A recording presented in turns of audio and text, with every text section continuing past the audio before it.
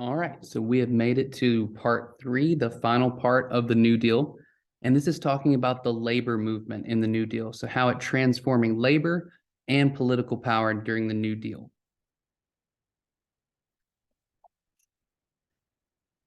Okay, so being ignored by FDR's National Recovery Agency or Administration kind of amplified the concerns of workers of color.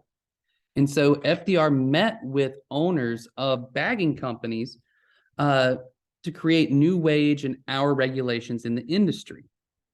And so these regulations fell under the jurisdiction of the NRA. And so the NRA created minimum wages and maximum hours across the country for workers. So the maximum hours they could work a week, as well as the minimum wage that a place of work could pay someone. And so Black women in the industry were kept out of these meetings, so they made their voices heard through direct action. And so the same morning as the meeting, hundreds of Black women workers at the Charleston Bagging and Manufacturing Company organized a strike that shut down their factory. So they demanded a $12 a week minimum wage that was the same blanket wage, as they called it, negotiated in the textile and tobacco industries under the NRA. So they simply just wanted the same amount of pay that other factory workers were getting. And so they were struggling to expand the New Deal to help their workplaces and communities be a part of the recovery. And so people of color played a huge role in the revitalization of unionism, so the joining of a union. And so that direct action to hear the concerns of people of color broke out across the country.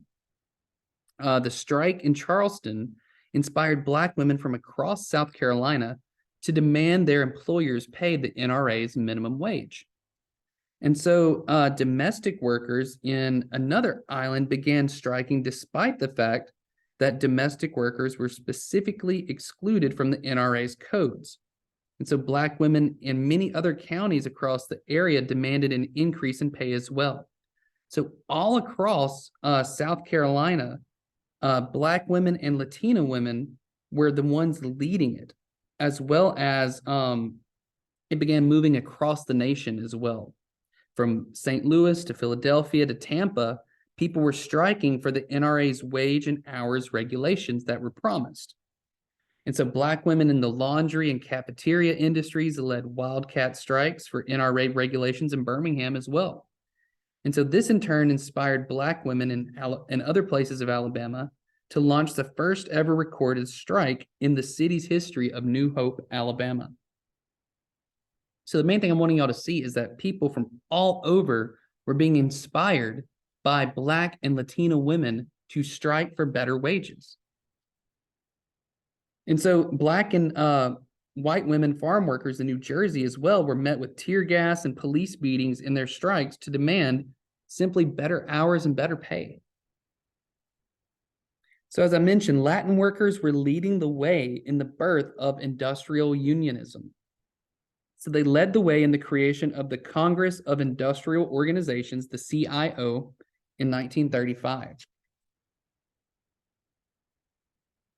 The Congress of Industrial Organization, the CIO, grew out of a need for unions in the new mass production industries like the auto industry, rubber, food processing, textiles, and other factories that were made with assembly lines.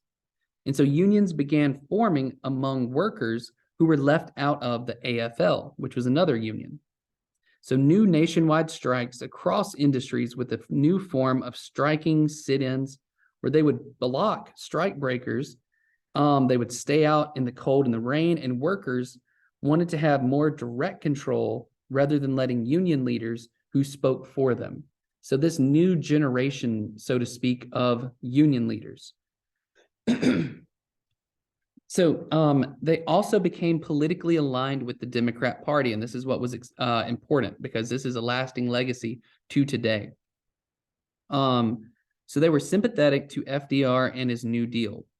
And so you saw, for instance, Mexican-American workers in the Southwest created these vibrant Democratic unions. And so these cannery workers, so they made cans in the Southwest, created these vibrant workplaces in the Great Depression and into the 1940s.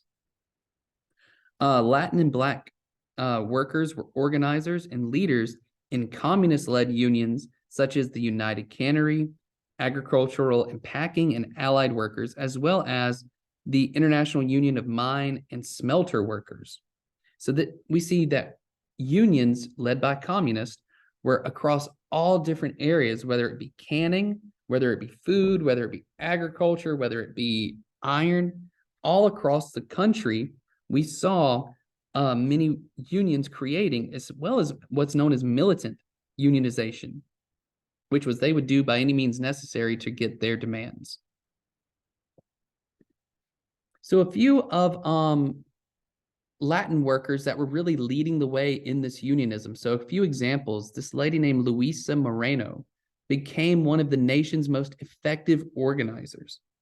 So because wages were so horrible and the hours were so long and the discrimination against non-whites were running rampant, Moreno joined the roster of the Communist Party and dedicated to workplace reform and women's rights. And she rose to become the most prominent and impactful labor activist in the nation. She helped tobacco workers, pecan shellers, and farm workers build new unions all across the country.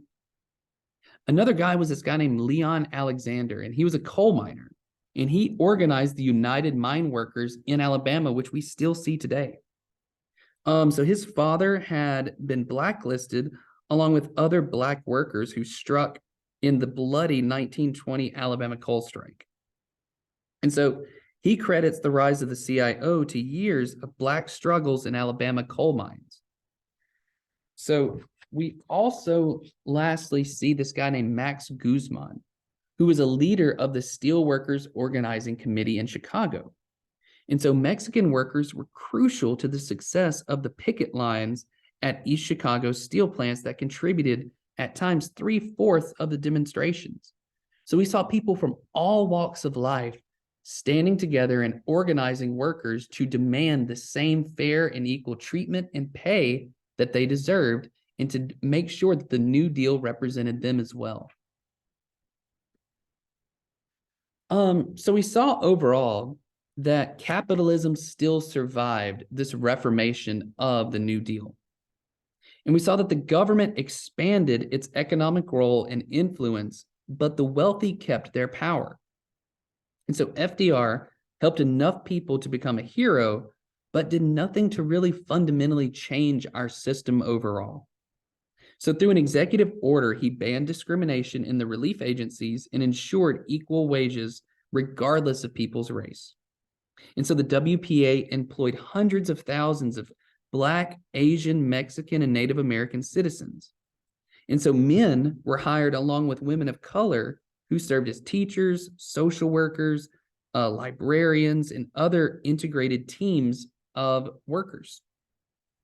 And so we also saw local artists of all ethnic backgrounds were commissioned by the WPA to create paintings and sculptures and other traditional songs and dances for historical and cultural preservation.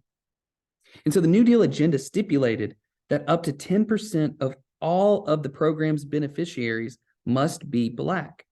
So that's approximately the rate of the Black population in the US at the time. And so that last section, people began to see the government as a check on the elites, as a way to kind of stifle the elites from getting too much power.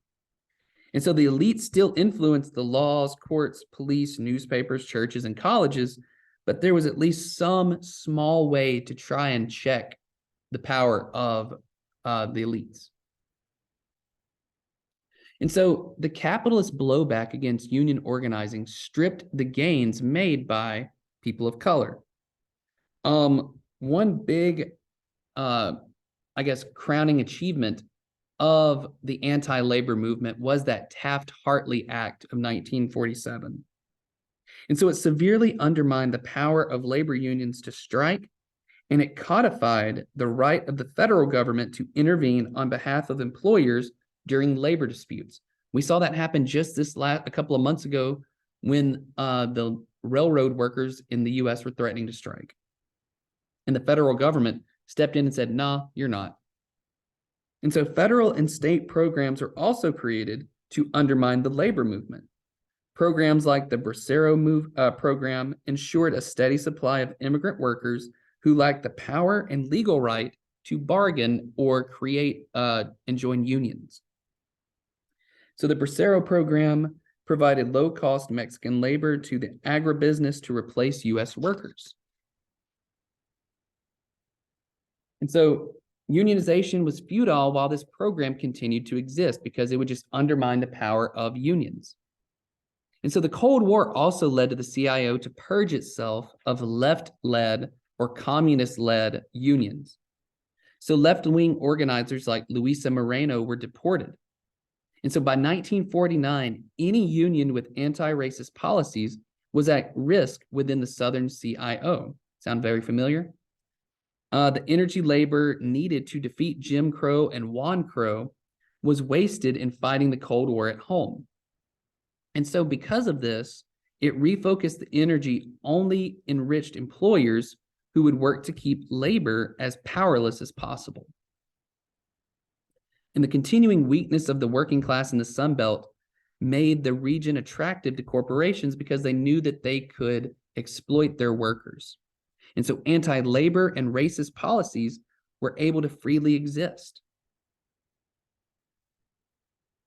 So let's look at the legacy of the people of color, labor, and activism. So despite the setbacks, Black and Latin workers continued to strive for change. And so we saw that they wanted to change that political and economic systems that were set out before them. They fought to change both systems to value human rights and individual dignity above property rights and the power of employers. And so the activists who built social movements during the Great Depression and World War II would soon link up with a new generation of activists in the 60s. And this would regenerate a revived struggle for dignity and justice on all fronts, which is what we saw culminate in the civil rights movement. And so while the New Deal did fall short in many ways of ending racial discrimination, it set in motion the forces that would challenge Jim Crow in the post-war era. And so the number of people of color working in the federal government increased dramatically, and many were elevated to high positions in the government. So many of these Black leaders would go on to help launch the civil rights movement, like I just mentioned. So FDR put Black people into positions of power, and this group became known as the Black Cabinet. And so because there were so many Black Americans in positions of power that have not been seen since Reconstruction. So a group of prominent Black leaders were that were known as the Black Cabinet included the Department of Labor, Mary McLeod Bethune, who was the director of the National Youth Administration. We had Robert Weaver as well, who was an economic advisor, as well as William Hastie, who became the first ever Black federal judge. And so these were minor positions that were also at the same time kind of far removed from the administration's power centers.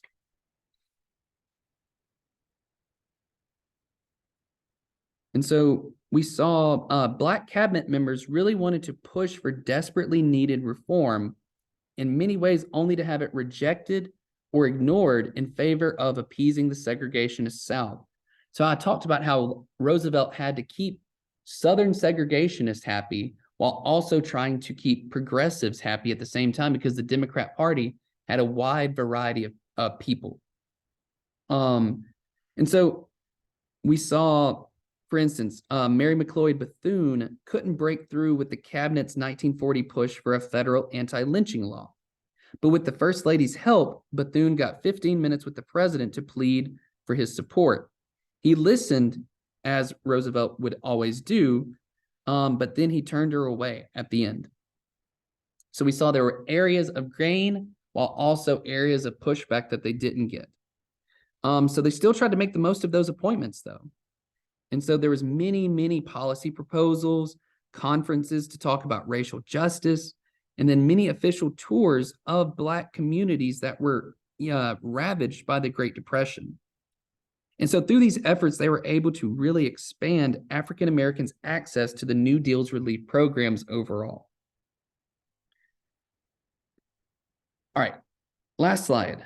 Luisa Moreno became a full-time advocate for immigrant laborers. And so she really wanted to do this by becoming an organizer with the American Federation of Labor in 1935. So she traveled to Florida and rallied underpaid workers in the state's tobacco fields. And then she pivoted to the Unified Cannery, Agricultural, Packing, and Allied Workers of America soon afterward. And so this group became affiliated with the CIO that we talked about earlier, and she became the first ever woman and first ever person of Latin descent to be appointed to the CIO Council. And so she then journeyed to help Californian food processing employees form their own unions. And she then created the first ever Spanish-speaking People's Congress. And so it went on to become a vital outlet for Mexican-American voices who used organizations who used the organization to lobby for protective legislation and reforms in housing and education. So this one woman was able to make so many changes for workers across the country. And so she really just paved the way for the United Farm Workers and the organizing efforts that we're going to see in the future from people like Dolores Huerta and Cesar Chavez. And so activists like Luisa Moreno made their successes possible for future gains in the coming decades. So this is the end of our lecture and the end of the New Deal unit overall. So let me know if you have any questions whatsoever.